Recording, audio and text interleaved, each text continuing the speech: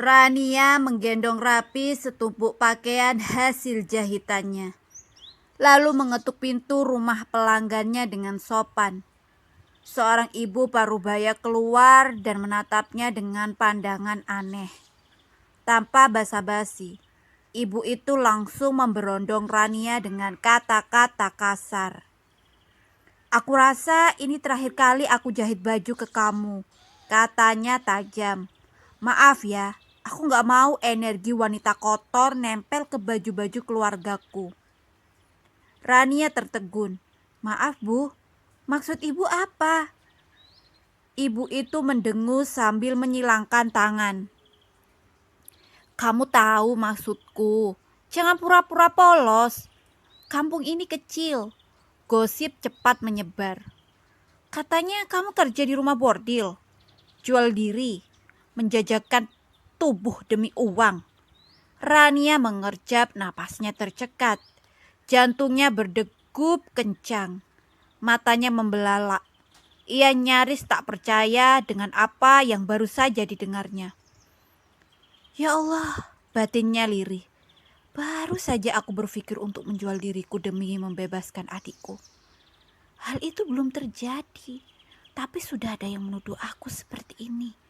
Astagfirullah." "Aku gak tahu ibu dengar dari siapa, tapi berita itu tidak benar," ucap Rania dengan suara gemetar namun tetap tegas. "Saya tidak pernah menjajakan diri, apalagi jadi pemuas nafsu pria. Demi Allah, saya hanya menjahit, bekerja halal."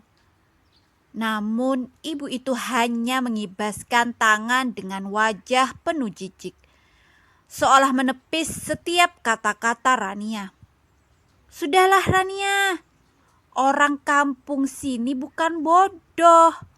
Namamu udah dibicarain kemana-mana. Bawa aja kembali jahitannya. Saya gak mau pakai baju yang dijahit sama perempuan kayak kamu," katanya tajam. Rania menggigit bibirnya kuat-kuat menahan air mata yang mulai menggenang. Tangannya gemetar saat hendak mengambil kembali bungkusan jahitan.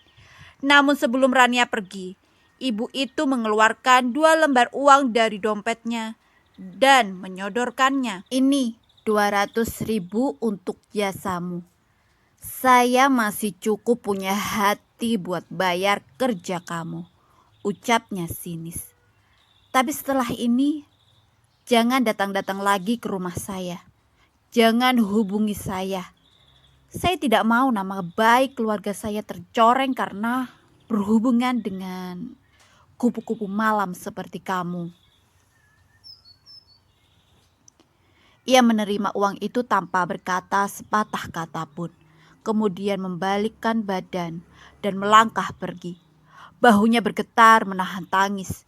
Dunia terasa begitu sempit, sementara beban di pundaknya terasa semakin berat. "Apa salahku ya Allah? Apa salahku sampai harus diuji seperti ini?" Langit sudah mulai gelap, tapi Rania belum juga pulang. Langkahnya mondar-mandir di trotoar sepi, melewati pertokoan yang sudah mulai tutup satu persatu. Wajahnya muram, matanya sembab, tangan gemetar menggenggam ponsel yang baterainya tinggal separuh. Dia belum bisa pulang, bukan karena tak tahu arah, tapi karena tak punya jawaban. Uang harus dapat malam ini juga. Kalau tidak, wajah Reza yang ketakutan dalam video itu kembali terbayang. Suaranya yang menangis sambil memanggil namanya seperti gema menyiksa di dalam kepala. Rania menarik napas panjang, tapi dadanya terasa sesak. Ia duduk sebentar di kursi taman kecil pinggir jalan, menatap langit yang tak berbelas kasihan. "Ya Allah, harus kemana lagi aku ini?" Setiap opsi terasa buntu. Semua nomor yang ia hubungi tidak bisa diandalkan. Semua orang yang pernah ia bantu kini menghindar atau pura-pura tak kenal. Ia berdiri lagi, melangkah tanpa arah, seolah berharap jawaban akan muncul di setiap tikungan. Tapi yang datang hanyalah hembusan angin malam yang dingin menyusup ke tulang. Aku belum bisa pulang, bukan sekarang. Belum. Rania menggelengkan kepalanya. Belum ada uang di tanganku. Kepalanya terus berpikir keras. Ia bahkan sempat melirik ke arah beberapa tempat yang dulu ia benci. Tempat hiburan malam. Tempat yang membuat perempuan kehilangan harga diri. Dalam hati ia bergidik. Tapi juga ketakutan. Karena satu-satunya jalan bisa jadi justru ada di sana. Tapi dia belum menyerah. Belum. Masih ada harapan. Bu Retno.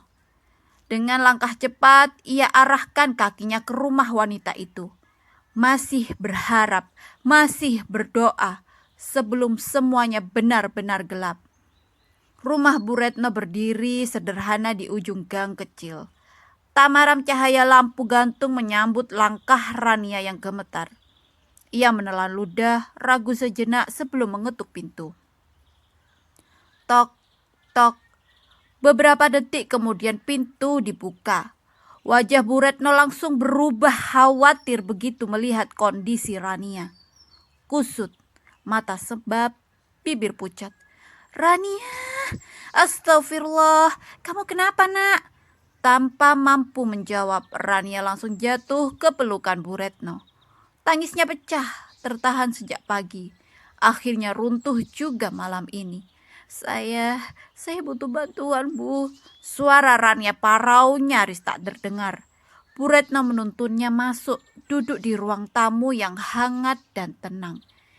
Ia tak langsung bertanya, hanya membiarkan Rania menangis sejenak sambil mengusap punggung pelan. Pelan-pelan ya, ceritakan semua. Ceritakan sama ibu apa yang bisa ibu bantu. Rania mengusap air matanya lalu bercerita tentang video dari ayahnya, tentang Reza yang disandera, tentang ancaman Juragan Seno yang akan menjadikan adiknya budak jika dalam 3 hari Rania tidak membawa uang 150 juta rupiah ke hadapan Juragan Seno. Wajah Bu Retno menegang, tangannya menggenggam tangan Rania erat. Astagfirullah, tega bener orang itu nak. Maafkan ibu, ucapnya dengan suara berat. Ibu gak punya banyak tabungan. Ibu juga pas-pasan buat hidup. Tapi Bu Retno masuk ke dalam kamar, lalu kembali dengan dompet usang. Ia membuka lipatannya dan mengambil beberapa lembar uang yang disimpannya dalam plastik bening. Ini 3 juta, ambil nak. Ibu tahu ini enggak cukup. Tapi semoga bisa bantu sedikit. Jangan pikirkan balikin. Yang penting adikmu selamat. Rania terisak lagi. Tapi ia berusaha tersenyum dalam linangan air mata. Ia terima uang dari Bu Retno dengan 2 tangan gemetar. Bu, saya nggak tahu harus bilang apa. Terima kasih. Terima kasih banyak. Semoga Allah balas semua kebaikan ibu. Bu Retno tersenyum getir. Yang penting kamu kuat ya. Jangan nyerah. Allah pasti bukakan jalan untuk orang-orang sabar dan jujur sepertimu nak. Langkah Rania pelan namun gontai. Tubuhnya letih karena seharian mondar-mandir mencari pinjaman. Pikirannya penat memikirkan adiknya yang kini menjadi sandera. Hari sudah malam, udara mulai lembab, dan lampu-lampu jalan mulai menyala satu persatu. Tanpa sadar ia melangkah melewati blok perumahan tempat dulu ia tinggal bersama Davin. Jantungnya mencelos saat matanya menumbuk rumah itu, rumah kenangannya. Namun kini rumah itu tak lagi tampak seperti dulu. Tirai baru terpasang, tembok telah dicat ulang dengan warna yang berbeda. Pagar diganti dengan yang lebih tinggi dan mewah. Sebuah mobil terparkir dengan gagah di halaman depan. Rania menelan ludah. Dari balik celah pagar, ia melihat sesosok wanita keluar membawa nampan berisi gelas. Ya, itu ibu mertuanya dengan pakaian santai tapi mahal. Wajahnya nampak segar dan puas. Malam kian larut, tapi hati Rania tak juga tenang. Satu-satunya orang yang mungkin bisa memberinya pinjaman dalam jumlah besar hanyalah Davin.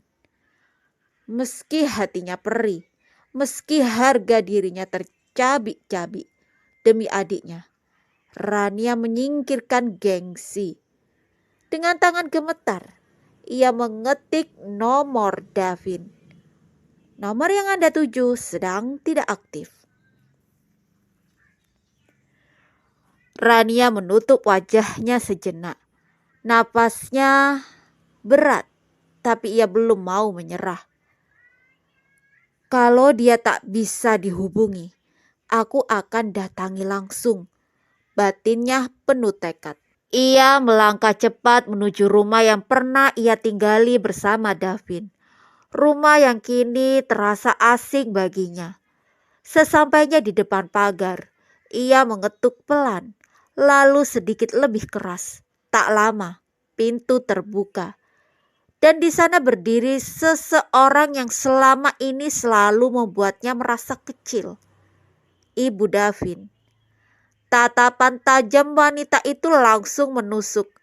Dari ujung rambut sampai kaki Rania dipindai dengan sinis.